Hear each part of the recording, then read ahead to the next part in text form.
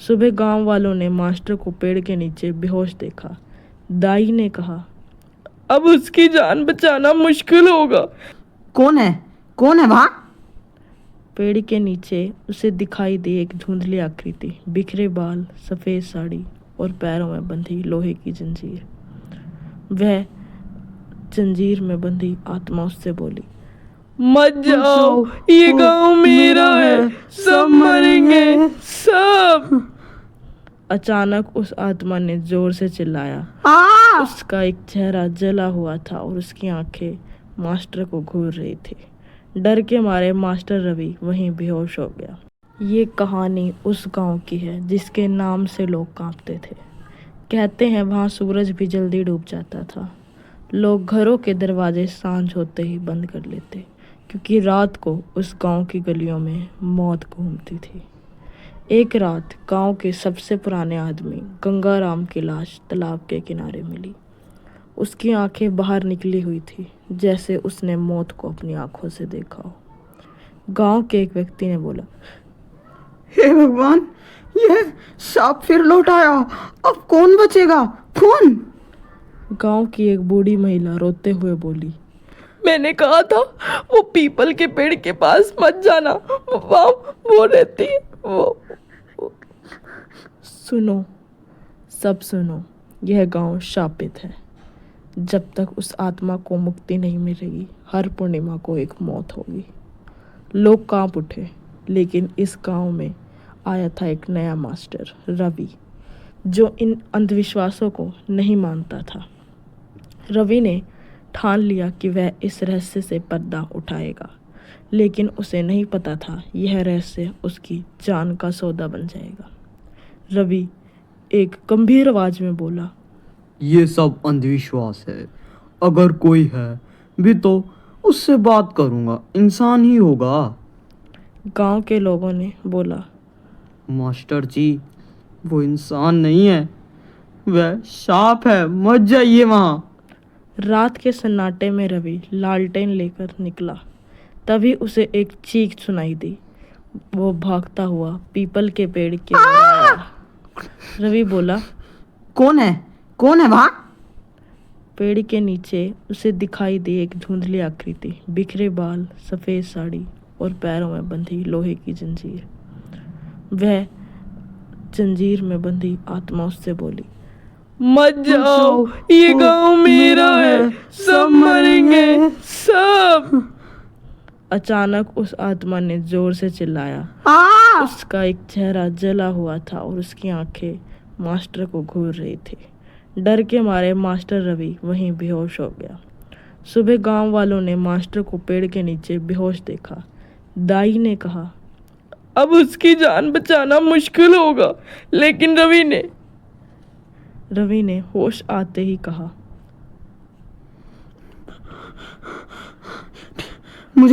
मुझे उसकी कहानी जाननी होगी।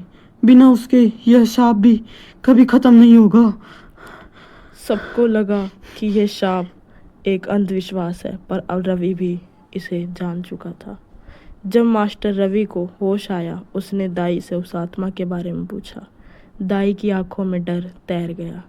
दाई रुकती हुई आवाज में बोली, वो कोई आम आत्मा नहीं, वो राजा हरि राम की बेटी रत्ना है। रवि बोला, राजा की बेटी? पर वो क्यों भटकी हुई है? सालों पहले गांव का राजा हरिराम बेहद क्रूर था। उसने अपनी ही बेटी रत्ना को महल के तहखाने में जंजीरों से बांध दिया था। कारण क्योंकि उसने एक गरीब लड़के से प्यार किया था। रत्ना जंजीर में लिपटी हुई बोली, पिताजी मुझे मत मारो, मैंने कुछ गलत नहीं किया है।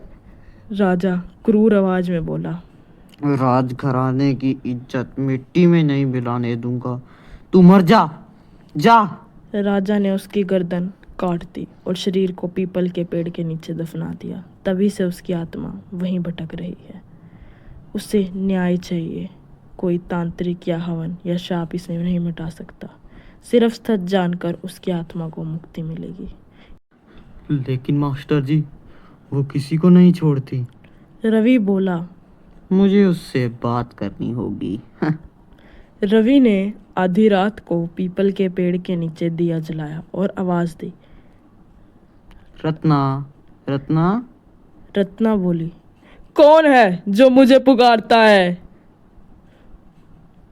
मैं रवि हूँ, तुम्हें मुक्त करना चाहता हूँ। मुक्ति? मुझे चाहिए मेरा बदला। रत्ना की आत्मा ने बताया कि उसका पिता मर चुका है, लेकिन उसकी हड्डियां महल के तहखाने में दफन है। जब तक उसकी हड्डियों को जलाया नहीं जाएगा, उसका शाप खत्म नहीं होगा। रवि बोला, मैं करूँगा। तुम्हारे पिता ने तुझे मारा है, मैं तुझे न्याय दूंगा। रत्ना बोली, धन्यवाद, लेकिन अगर तुम असफल हुए तो तुम भी मारे जाओगे। रात के अंधेरे में रवि अकेला महल के तहखाने पहुंचा। वहां एक कंकाल बंधा था, उसके सिरहाने राजा का मुकुट रखा था। रवि बोला, हे रत्ना, तेरा न्याय पूरा हो। जैसे ही कंकाल जलने लगा, तेज हवाएं चलने लगी। महल की दीवारें कांप उठी और फिर एक शांत ठंडी हवा रवि के गालों को छूती चली गई। रत्ना दूर से ही बोल रही थी, धन्यवाद रवि, अब ये गांव शाप मुक्त है। मैं जा रही हूँ, लेकिन याद रखना, सच्चा प्रेम कभी नहीं मरता।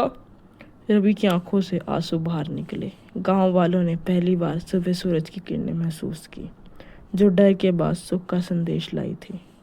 गांव का शाप खत्म हो चुका था, लेकिन कहते हैं पूर्णिमा की रात को पीपल के पेड़ से अब भी चूड़ियों की खनक सुनाई देती है, जैसे रत्ना वहाँ अभी किसी का इंतज़ार कर रही हो।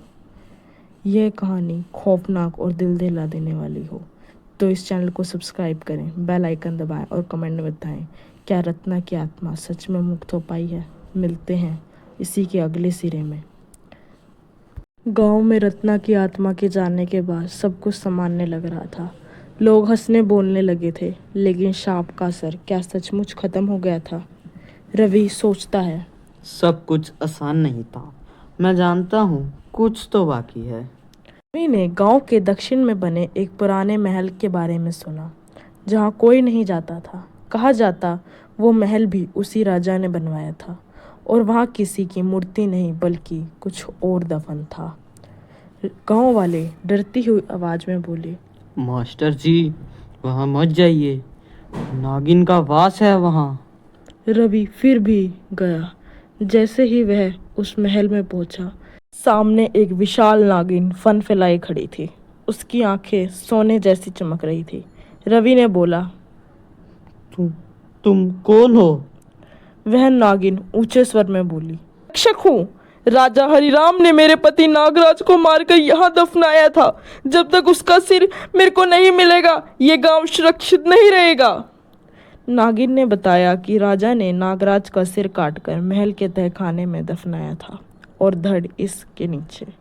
जब तक दोनों को जोड़ा नहीं जाएगा, उसकी आत्मा को शांति नहीं मिलेगी और गांव पर काल का साया बना रहेगा।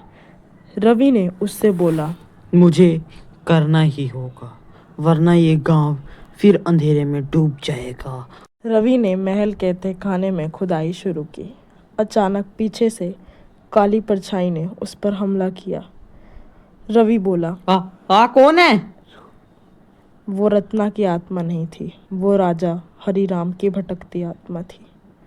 राजा ऊंचे स्वर में बोला, मैंने तुझे छोड़ा और तूने मेरे राज खोले। ले, अब तू भी मर। राजा की आत्मा अब भी गांव पर हक जताती थी। उसकी काली ऊर्जा पूरे तहखाने को जला रही थी। रवि ने कुछ मंत्र बोले।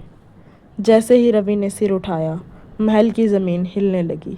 नागराज की आत्मा जाग उठी और राजा की आत्मा को जलाकर राख कर दिया। नागराज बोले, धन्यवाद मानव, अब मैं मुक्त हूँ और ये गांव भी। नागिन और नागराज की आत्मा मिलकर स्वर्ग में चली गई। गांव के लोग रवि के पैरों में गिर पड़े। बूढ़ी औरत बोली, तुम भगवान के दूत हो मास्टर जी। रवि बोला, नहीं, मैं बस सच का रास्ता नहीं छोड़ता। लेकिन कहते हैं हर अमावस्या की रात राजा हरिराम की आत्मा हवा में भटकती थी। किसी नए शरीर की तलाश में।